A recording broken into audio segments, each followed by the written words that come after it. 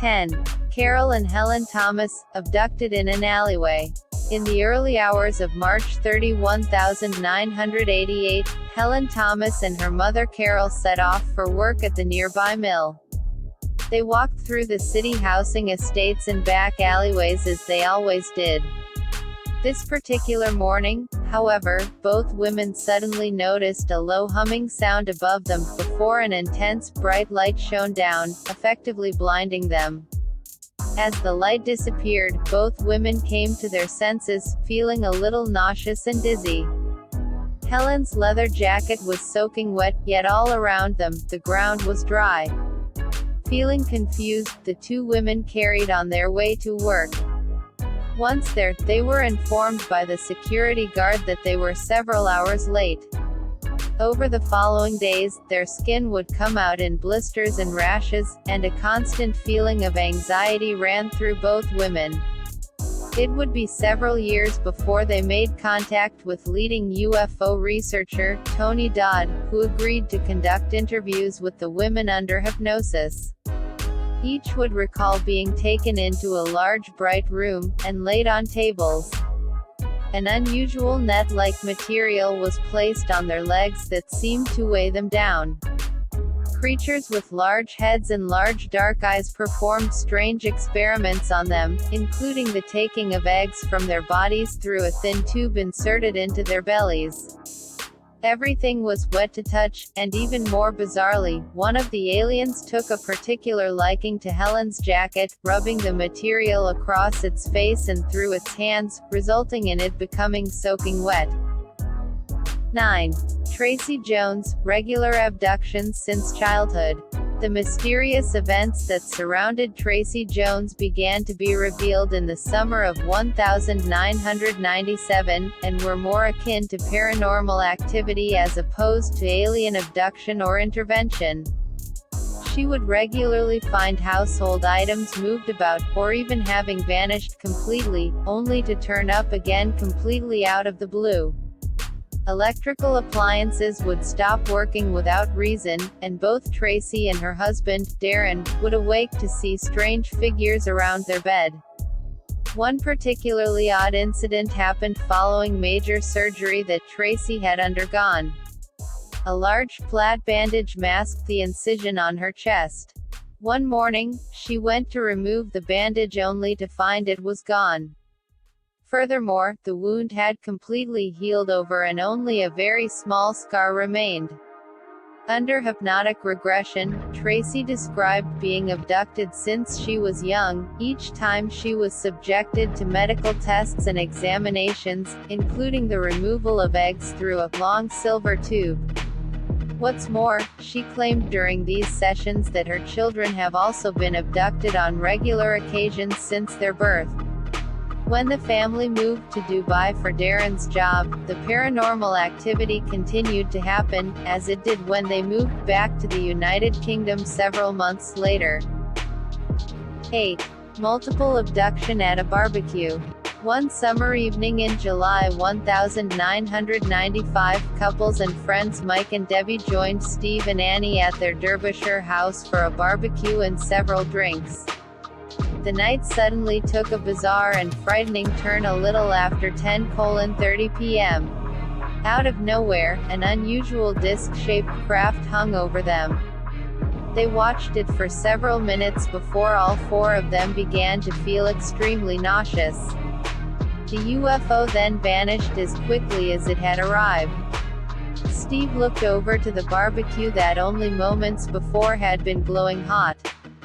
It was now nothing but gray ash, the meat burned to a crisp. He checked his watch and was alarmed and confused to find it was well after midnight.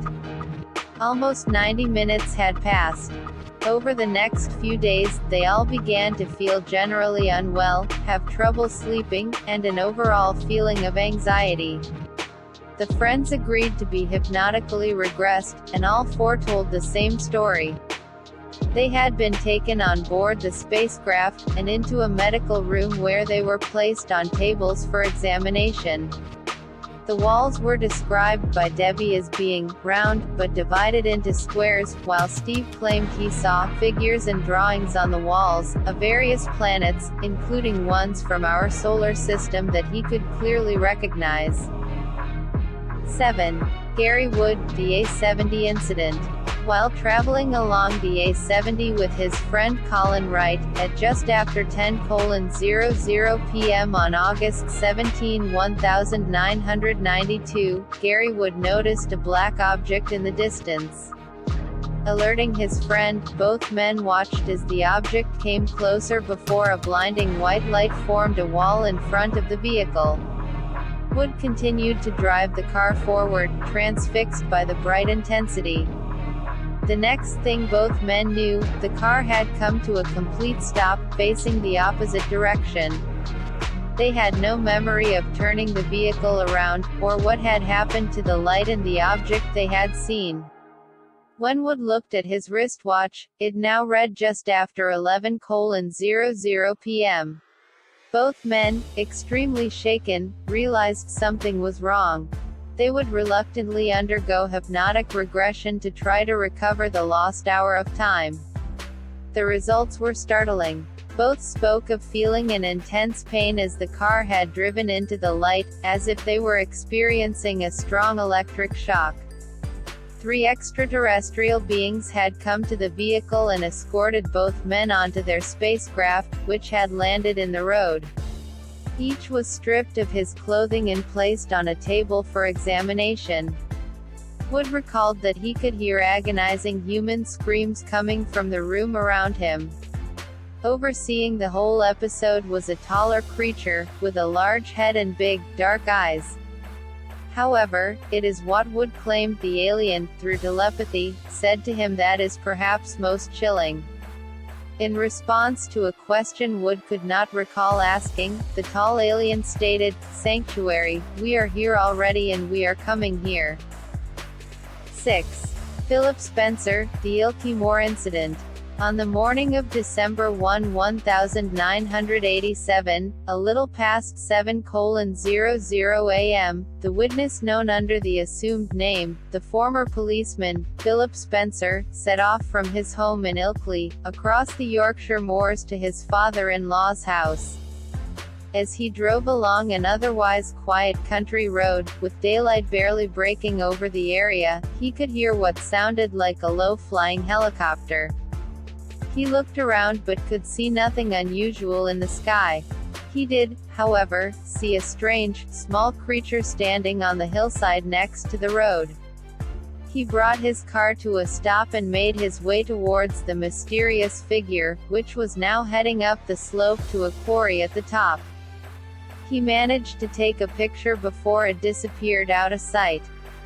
By the time he had reached the top of the hill, the creature was nowhere to be seen, but a huge silver disc was just in the process of shooting into the sky directly above him.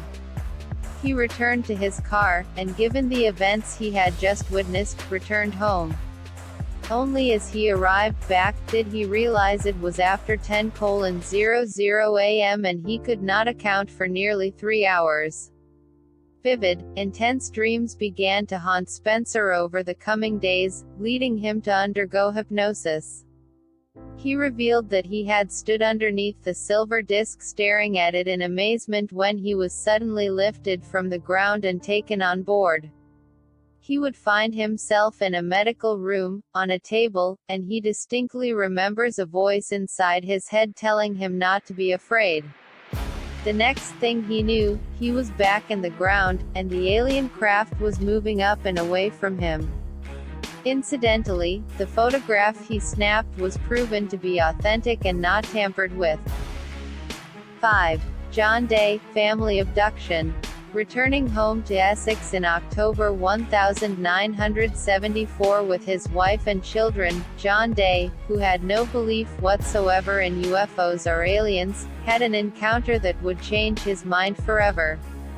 The journey should have taken half an hour, getting the family home at around 9:45 p.m. They arrived as normal, left the car and got the children ready for bed.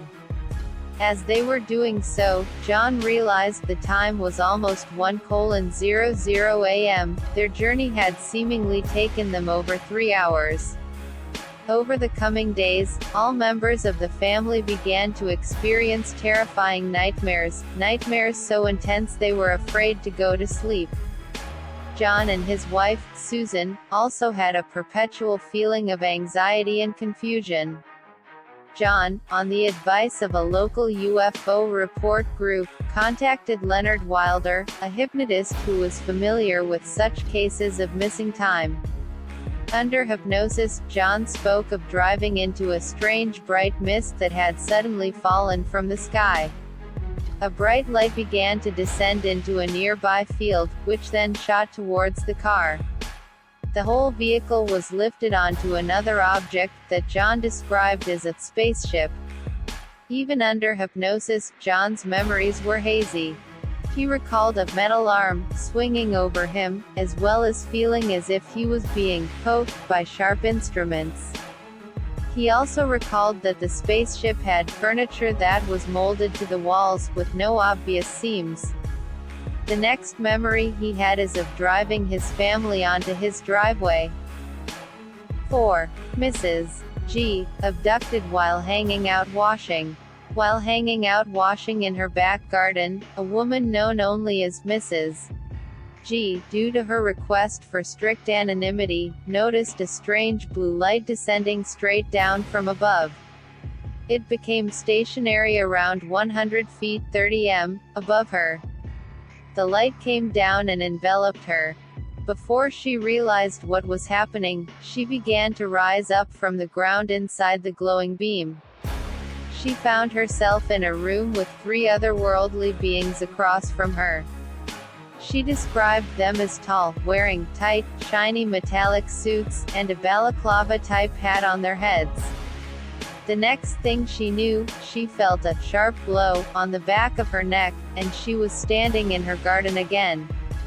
A quick look at her watch revealed several hours had passed since she first left her house to hang out her washing, all of which, incidentally, still sat in the basket. 3. Bob Rylance, abducted several times over 2 decades.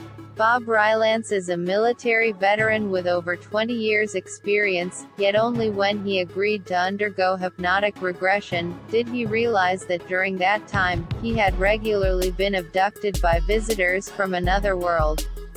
In the same way as the aforementioned Tracy Jones, Rylance had always noted strange paranormal experiences, such as hearing buzzing late at night, and footsteps in the hall and landing outside his bedroom. Like many others before him, once under hypnosis, he would describe in detail of being taken into a room and placed on a medical bench where various experiments were performed on him. On one particular occasion, he recalled having a triangular grid placed on his stomach, while at the same time being told telepathically that it was to cure a diseased part of your stomach. 2. Sharon from Yorkshire, abducted by the builders of the pyramids. Sharon, a young mother of 2 from Yorkshire, heard accounts of alien abduction one afternoon on the radio and decided to seek information and help.